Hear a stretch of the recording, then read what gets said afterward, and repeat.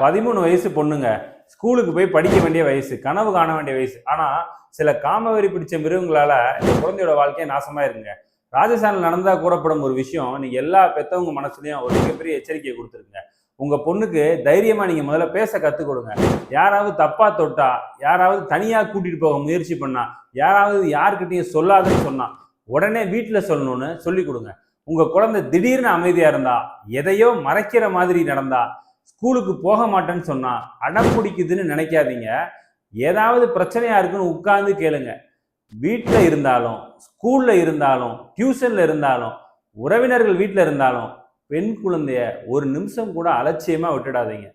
ஒரு குழந்தைய பாதுகாப்பா இருந்தா அதுதான் ஒரு குடும்பத்தோட வெற்றி.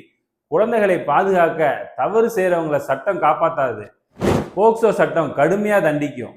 இனிமேலாவது என் குழந்தைக்கு இது நடக்காதுன்னு நினைக்காதீங்க. என் குழந்தைய நான் பாதுகாப்பேன்னு முடிவு பண்ணுங்க.